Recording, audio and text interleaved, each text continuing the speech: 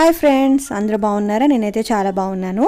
So ఈరోజు నేను fish fry ఎలా చేయాలో చెప్పాలనుకుంటున్నాను. ఆల్రెడీ ఈ వీడియో నేను చాలాసార్లు అప్లోడ్ చేశాను, 2 times అప్లోడ్ చేశాను ఫిష్ ఫ్రై. ఎవరైనా చూడకపోతే ఆ వీడియోస్ కూడా చూడండి.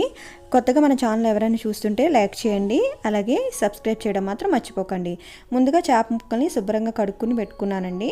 సో నీచు వాసన లేకుండా శుభ్రంగా కడుక్కోవాలి. దీంట్లో కార్న్ఫ్లోర్ తీసుకున్నాను, అలాగే గరం మసాలా తీసుకున్నానండి, అలాగే ధనియాల పౌడరు, అలాగే జీలకర్ర పౌడర్ తీసుకున్నాను, అలాగే అల్లం వెల్లుల్లి పేస్ట్ కొద్దిగా తీసుకున్నాను అనమాట. అలాగే కారము, అలాగే కొంచెం పసుపు కొద్దిగానే తీసుకున్నానండి. అన్నీ కూడా నేను ఎక్కువ ముక్కలు తీసుకోలేదు కదా. నెక్స్ట్ వచ్చి నిమ్మకాయ రసం పిండుకోవాలి, చాలా బాగుంటుందండి ఇలా చేసుకుంటే. తర్వాత సాల్ట్ తీసుకోవాలండి. సో ఇవన్నీ కలుపుకోవాలి. ఇవన్నీ కొద్దిగా ఆయిల్ కూడా వేసుకోండి. సో ఎందుకంటే మనం కలపడానికి కొద్దిగా వాటర్ అవసరం అవుతుంది కదా.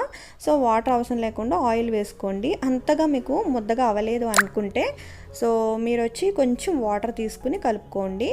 నేనైతే కొద్దిగా ఆయిల్ వేసుకున్నాను. ఇలా ముక్కలకి పట్టించాలండి. సో పట్టించి ఒక 15 to 20 నిమిషాలు లేదంటే ఒక అరగంట లేదంటే గంట ఎక్కువసేపు మ్యారినేట్ చేస్తే చాలా బాగుంటుంది. ఫ్రిడ్జ్లో పెట్టుకున్నారంటే చాలా టేస్ట్ ఉంటుందండి. ఒక ప్యాన్ తీసుకుని ఆయిల్ వేసుకుని సో ఇవి వేసుకున్నాను అనమాట. సో ఇలాంటి ప్యాన్ ఉంటే అంటుకోవండి కింద. మీకేంటంటే ఎక్కువ నూనెలో ఫ్రై చేసుకోవచ్చు. నేనైతే తక్కువలోనే ఫ్రై చేస్తాను. ఎవరైనా కొత్తగా మన ఛానల్ చూస్తుంటే సబ్స్క్రైబ్ చేసుకోండి. ఒక 10 to 15 నిమిషాల తర్వాత లో ఫ్లేమ్లో పెట్టుకుని వేగనివ్వాలి. వేగిన తర్వాత ఇటు సైడ్ కూడా తిప్పుకోవాలండి. తిప్పుకుంటే ఫిష్ ఫ్రై రెడీ అయిపోతుంది. సో చూడండి, ముక్కలు అనేవి బాగా దలసగా ఉన్న లోపల వేగదనమాట. అలాగని బాగా పలసగా కూడా ఉన్న బాగోదు. సమానంగా ముక్కలు కట్ చేయించుకోవాలి.